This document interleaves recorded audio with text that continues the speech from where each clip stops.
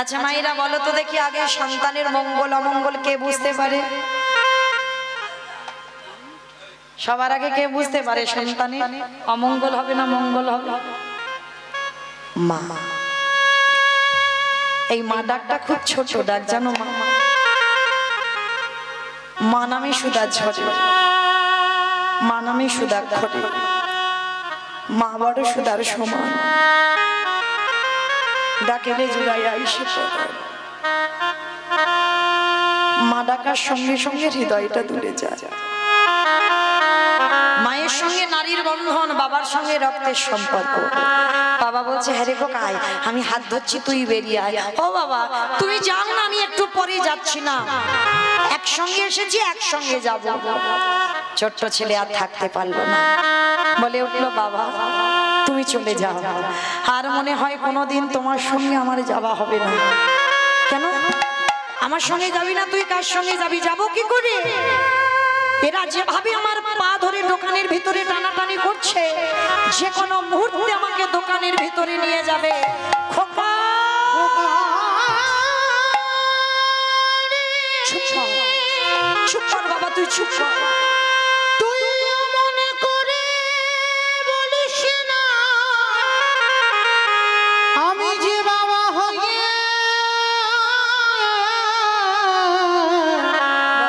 সহিতে পারব না। ওরে আমি তোকে আগেই বলেছিলাম তুই পারবি না, তবু আমার কথা শুনলি না। তুই চুরি করতে গেলি, এতদিন পরে সবাই আমাকে বলবে আমি চোরের বাবা। এর থেকে যদি আমার মৃত্যু হয়ে যেত আমার কষ্ট হতো না। বাবা একটা কথা বলবো, কাল সকালে যাতে কেউ জানতে না পারে আমি তোমার ছেলে, তুমি আমার বাবা। একটা কাজ করবে? বল বাবা বল, তুই যা করতে বলবি আমি তাই করবো। বল কি করতে হবে? বাবা যাতে কেউ না জানে এই যে আমার মাথাটা বাইরে আছে, ওই যে অস্ত্রটা মাটিতে পড়ে আছে, তুলে না, তুলে নিয়ে একটা কাজ করো, ওই ধারালো চকচকে অস্ত্রটা দিয়ে আমার মস্তকটাকে তুমি ছেদন করে নিয়ে পালিয়ে যাও। খোকা খোকা চুপ কর, যা বলার বলেছিস খবরদার। ওরে ছোট মুখে যেটা এলো মুখে বলে দিদি বাবা হ, সেদিন বুঝবি বাবাদের কত জ্বালা। এ জীবনে কোনো বাবা মা পারে না নিজের পুত্রকে নিজের হাতে বলি দিতে। কে বলেছে পারে না? ছোট ছেলেটার কত জ্ঞান কত চৈতন্য দেখেন, কে বলেছে পারে না? তুমি রামায়ণ পড়েছো, বেদ পড়েছো, উপনিষদ পড়েছো, এত এত গ্রন্থ পড়েছো, তুমি মহাভারতে কর্ণের চরিত্র পড়ো? কে গো মাইরা? মহাভারতে যারা কর্ণ চরিত্র শোনেন বা জানেন, পড়েছেন, শুনেছেন তো? মহাভারতে কর্ণ ছিল একনিষ্ঠ ভক্ত। মহাভারতের পাতায় ভগবান তাকে দাতা বলেছে। কেন বলবে না গো? কর্ণের চরিত্রটা কেমন ছিল জানো? আর কর্ণের স্ত্রী ছিল মা পদ্মাবতী। একটা কথা মনে রাখবে মা, এখানে আমরা যে কজন নারী আছি আমরা বউ হয়েছি, আমরা স্ত্রী, আমরা সহধর্মিনী নয়। সহধর্মিনীর চরিত্র আলাদা হয়। স্বামীর ধর্মের কাজে যিনি সাহায্য করে, ধর্মের পথে যিনি ঠেলে দেয়, সেই হয় জগতে সহধর্মিনী। পদ্মাবতীর ঘরে ভগবান বৈষ্ণব সেজে এসেছিল পদ্মা। আর ভগবান বেশিরভাগ ভক্তের ঘরে যায় বাবা দ্বাদশীতে, একাদশীর পরের দিন। আর যারা যারা আমরা একাদশী পালন করি, পালনটা ঠিক টাইমে করতে হয়। তা একাদশীর পরের দিন দ্বাদশীতে ভগবান এসেছিল, পদ্মা আমি তোমার বাড়িতে দ্বাদশীতে প্রসাদ পাবো। বলুন কি পাবে? পদ্মা আমি তোমার বাড়িতে দ্বাদশীতে মাংস খেতে চাই। কি গো মাইরা, তা বলে জানো তোমরা খেও না। আগের দিন নিরামিষ আহার করতে হবে, পরের দিন দ্বাদশীতে নিরামিষ আহার করতে হবে। তাহলে ভগবান করেছে না, এটা পরীক্ষা, ভগবান খাই। বলছে দ্বাদশীতে আপনি বৈষ্ণব মানুষ হয়ে আপনি মাংস খাবেন। হ্যাঁ, শুনলাম তোমার স্বামী নাকি দাতা হয়েছে, তবে শোনো পদ্মা, যে কোনো মাংস নয়, ত্রিশত্ব করো, তোমার স্বামী যদি দাতাই হয়, যে মাংস খেতে চাইবো সেই মাংস খাওয়াবে। পদ্মাবতী আগু পিছু বিচার করেনি, বলেছিল বেশ ত্রিশত্ব করলাম, যে মাংস খেতে চাইবেন দেব, দাও। তাহলে মৃগ মাংস পক্ষী মাংস নয়, তোমার একমাত্র পুত্র, তোমার একমাত্র নয়নের মনি, তোমার একমাত্র বুকের পানি, তার দেহটা টুকরো টুকরো করে মাংস করে আমার সেবায় দাও। পদ্মাবতী চমকে উঠলেন, আমার পুত্র বলি দিয়ে মাংস করে দিতে হবে? হ্যাঁ পদ্মা, তুমি ত্রিশত্ব করেছো, তাহলে স্বামীর ধর্মের অবমাননা করা হবে, বলো পারবে তো? পদ্মাবতী বলেছি, দয়াময় এটা কি করে সম্ভব? নিজ পুত্র বলি দিয়ে বৈষ্ণব সেবা। ঠিক আছে বাবা ঠাকুর, একবার আমি আমার ছেলের কাছ থেকে অনুমতি নিয়ে আসি। একটা কথা মনে রাখবেন বাবা, আমরা এই জগতের মানুষরা সন্তান পালন করতে জানি না, যার জন্য জীবনে এত দুঃখ কষ্ট পাই আমরা। মনে রেখো, সন্তান সেই একদিন থেকে 5 বছর পর্যন্ত সে যেটা বলবে তোমাকে শুনতে হবে, কোনো কাজে বাধা দিলে হবে না। কিন্তু 5 বছরের পর থেকে 15 বছর তোমাকে কঠিন শাসন করতে হবে। এই বয়সটা 5 বছরের পর থেকে 15 বছর কঠিন শাসন করতে হবে। আর 15 থেকে আর শাসন নয়, 15 থেকে তোমাকে সন্তানের সঙ্গে বন্ধু হতে হবে। আর এই নিয়মগুলো যে বাবা মা মেনে চলবে, সে বাবা মার আমার মনে হয় জীবনে কোনোদিন কষ্ট হবে না। কিন্তু শাসন করার সময় হচ্ছে 5 বছর থেকে 15 বছর, 16 বছরের ভিতর, এর পরে নয়। এরপরে সন্তানের সঙ্গে তুমি বন্ধুর মতো চলবে, আর যে চলতে পারবে দেখবেন বাবা সে সর্বসুখী হবে সন্তানের প্রতি। নিতাই গৌর প্রেমানন্দে হরি বল হরি বল হরি বল। তো আজকে পদ্মা বলছে একবার আমার ছেলের কাছ থেকে জেনে আসি। আর এই বিশ্বকে তো সর্বদা হরি নামের খেলা করে। কি গো মায়েরা, আমরা সন্তান তৈরি করতে পারিনি, কিন্তু বিশ্বকেতু হরিনামের খেলা খেলছিল। আর সেই বিশ্বকেতুর কাছে গিয়ে বলেছিল, বাবা আজ বৈষ্ণব এসেছে, তোর দেহটা টুকরো করে মাংস করে দিতে হবে।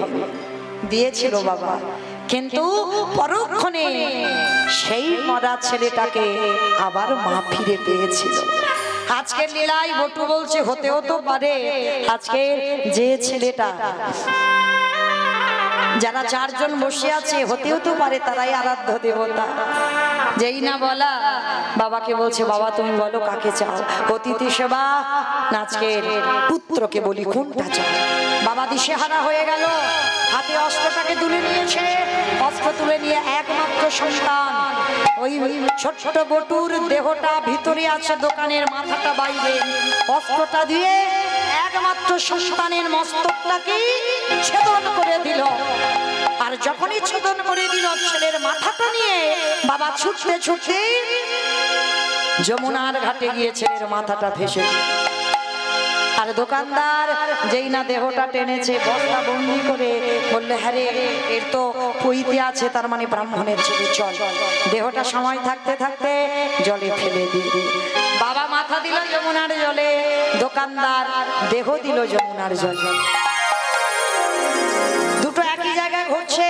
আর এবার এদিকে সন্দীপনী মণি বৈষ্ণবদের রান্নার ব্যবস্থা করেছেন।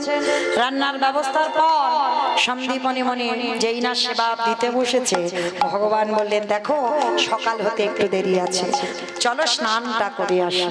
আর যেই স্নানে গেছে দেখে না ছেলের দেহটা মাথাটা ভাসছে, আর দেখতে পারে বাবা পিছন ঘুরে দাঁড়াচ্ছে। আর এদিকে অতিথিরূপী ভগবান মনে মনে ভাবছে দেখেছো নিজ পুত্র বলি দিয়ে বৈষ্ণব সেবা। সোনামণি বল ভালো করে দেখো তো ছেলেটা কি চেনো? এক বাক্যে বলে উঠলো চিনি না জানি না দেখিও না।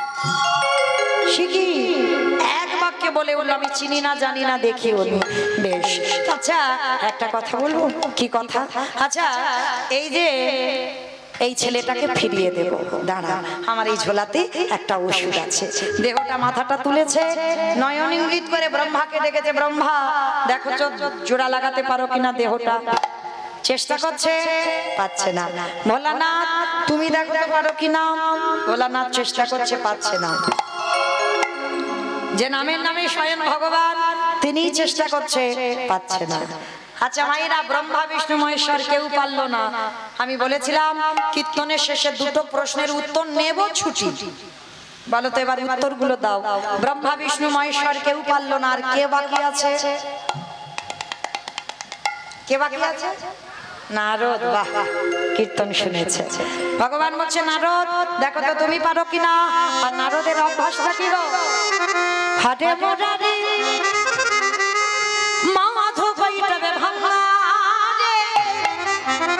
গোপাল গোবিন্দ মুকুন্দ হরে মুরারি মাধু কৈতবে ভারি গোপাল গোবিন্দ মুকুন্দ সৌরি রাম নারায়ণ মুকুন্দ মধুসূদন কেশব গণসারে হরে বৈকুণ্ঠ ভাবন। হরে মুরারি হরে মুরারি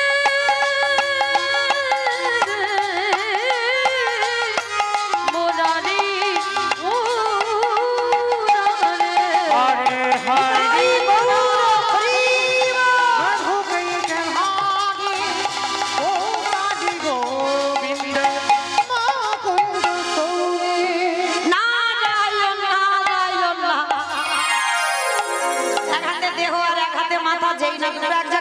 সঙ্গে সঙ্গে আঠার মতো আটকে গেছে। যেই না আটকে গেছে নারদ বলছে ঠাকুর এটা কি করে হলো? বলে কেন?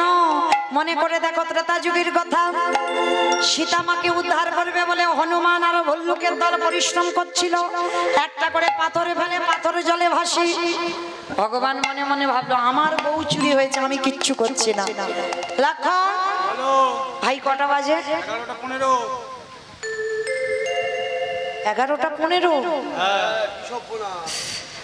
আমা কেউ ভুল বুঝো না, আমি টাইম জানতে চাইনি। রামচন্দ্র বলল কটা বাজে। তা বলে ভাই দেখতো সব ঘুমানো ঘুমোচ্ছে। আপনারা নন হনুমানের দল। তা রাত 11টা 11:30 বাজতে যায়, মানে 12টার ঘরে যাবো ভাব। তাই এইবার ছোট্ট একটা নুড়ি পাথর নিয়ে রামচন্দ্র সাগরে গেছে, আর গিয়ে যেই না ফেলেছে টপ করে পাথরটা ডুবে গেছে। চারিদিকে দেখছে ভাই কেউ দেখলো না তো, চারিদিকে দেখছে কেউ দেখলো না, কিন্তু গাছের ডালে থেকে হনুমান বলে প্রভু আমি দেখেছি। ঠাকুর রাত এই 11:30 বাজতে যাচ্ছে, তুমি নুড়ি পাথর ফেলতে এসেছো? বলে হনুমান কাউকে বলে দিও না, তোমরা ফেলছো শুধু ভাসছে, আর আমি ফেলছি খালি খালি ডুবছে কেন? হে হে রাম দয়াময়, আমরা যে পাথরে ফেলেছি তার গায়ে রামের নাম লেখা আছে, তুমি যে পাথরে ফেলেছো তার গায়ে রামের নাম লেখা নাই। আজও যারা যাবেন রামেশ্বরে গিয়ে দেখে আসবে রামের নামের গুণে শিলা জলে ভাসে। বলি শোনো শোনো ও দয়াময়, রাম নামের গুণে শিলা জলে ভাসে। ফিরে আসার লীলায় নারদমুনি বলছে ঠাকুর আমি বুঝতে পেরেছি, ত্রেতা যুগের রাম নামের গুণে শিলা জলে ভেসেছিল, আর আজকের আমার নামে কাটা দেহ জোড়া লেগেছে। ঠাকুর একটু দাঁড়াও, আমি যাব আর আসবো। ভগবান বলছেন নারদ কোথায় যাবে? বলে ঠাকুর আমার জন্য একজন অনেক দিন ধরে বসে আছে আমা, আর একটা উত্তর দিলে বিছানা করে দিয়ে ঘুম পাড়িয়ে চলে যাব। আর একটা উত্তর দাও দেখি, নারদমুনি কোথায় যেতে চাইছে? কে বসে আছে নারদের জন্য? কে বসে আছে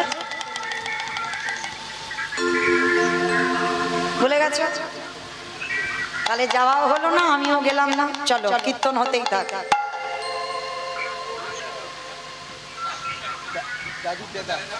হোক সারা রাত হোক, শোনোনি? অসুবিধা নেই।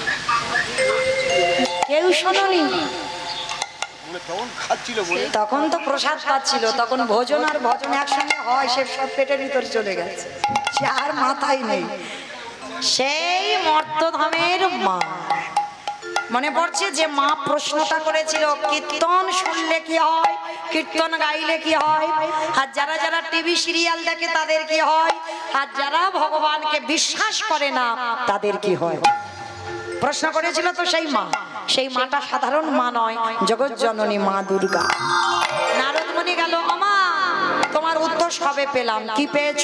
শোনো মা, নাম যদি শোনার মতো শোনা যায়, নামের গুণে শিলা জলে ভাসে, নামের গুণে বোবা কথা বলে, নামের গুণে খোঁড়া হেঁটে চলে, নামের গুণে কাটা দেহ জোড়া লেগে যায়। তবে মায়েরা কীর্তন শুনলে হবে না, কীর্তন গাইলে হবে না। কিরকম শুনবো, কিরকম গাইবো, কিরকম ভজন করব? তরকারি বানাতে পারো?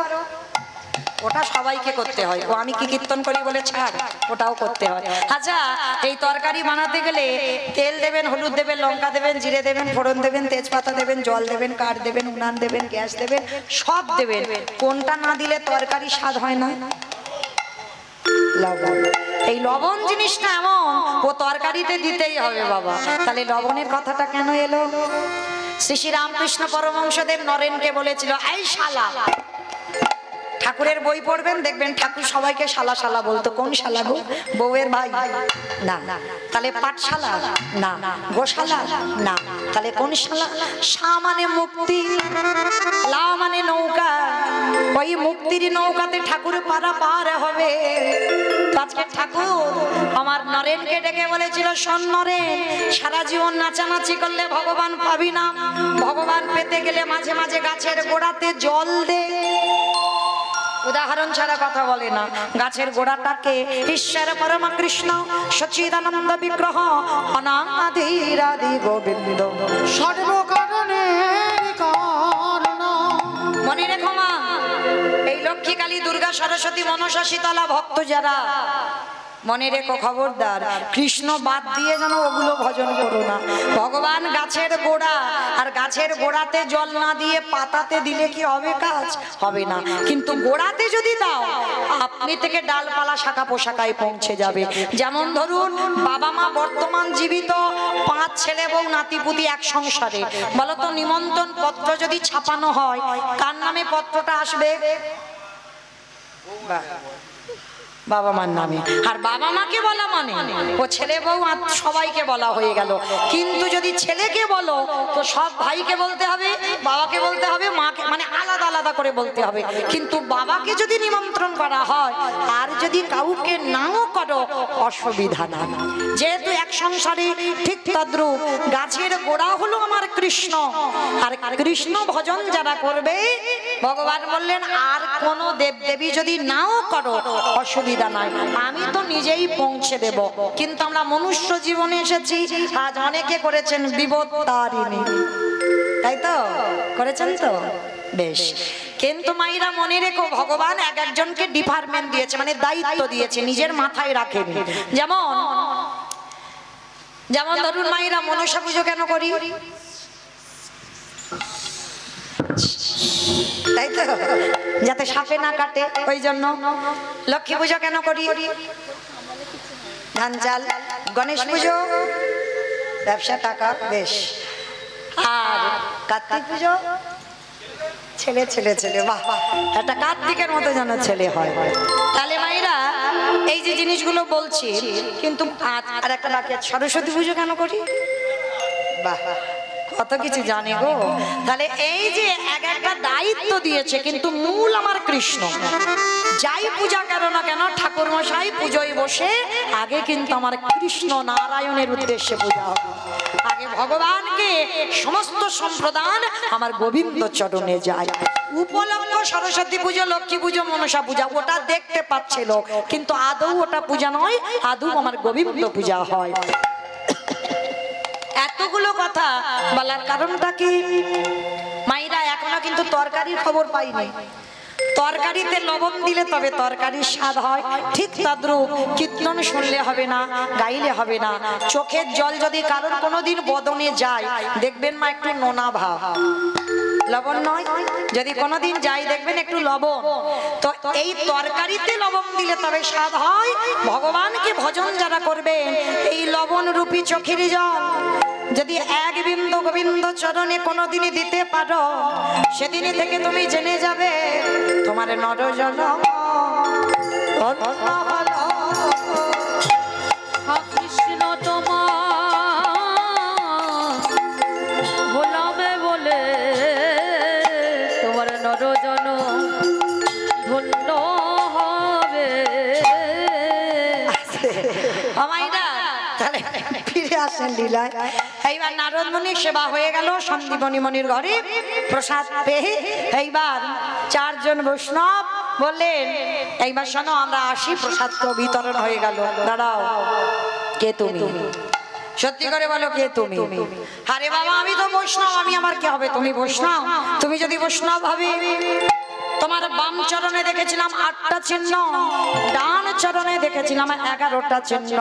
সত্যি করে বলো, তোমার অঙ্গ থেকে বাইর হলো চন্দন কর্পূরের গন্ধ।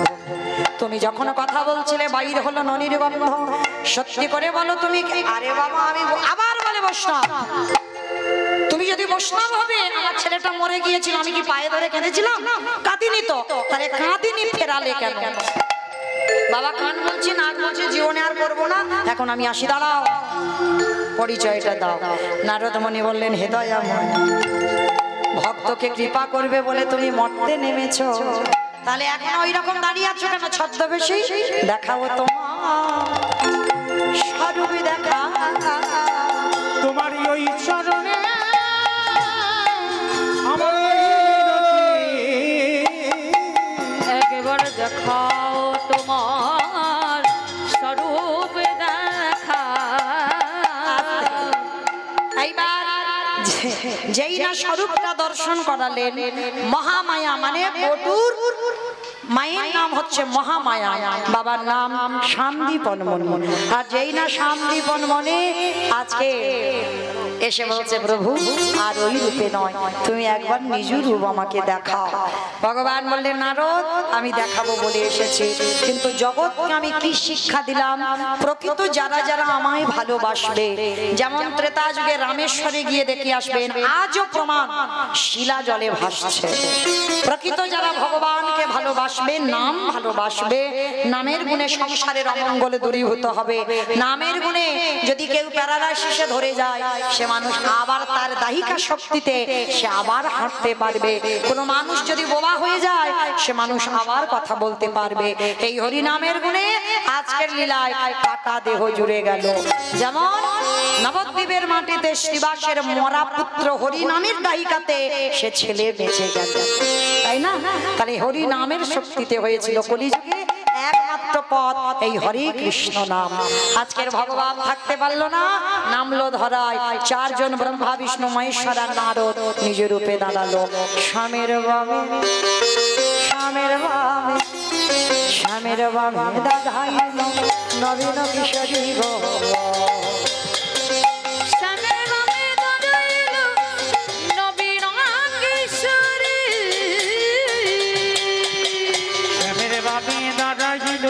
নবীন কিশোরী গো, ওই শ্যামের বামে দাঁড়াইল নবীন আর কিশোরী। ললিতা বিশাখা নদী,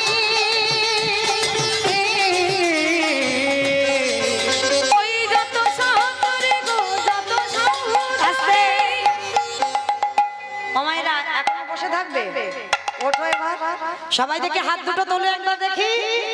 পথের পাতা হে পাতায় দিচ্ছে কত ডালি, পথের পাতায় পাতায় দিচ্ছে করতালি, পথের পাতায় পাতায় দিচ্ছে করতালি গো। পথের পাতায় পাতায় দিচ্ছে করতালি। আরে কেন রাশে মাগে রাঙা এটাই গৌর ওই চরণ মাধুরী গো চরণ এটাই গৌর হরি নাম।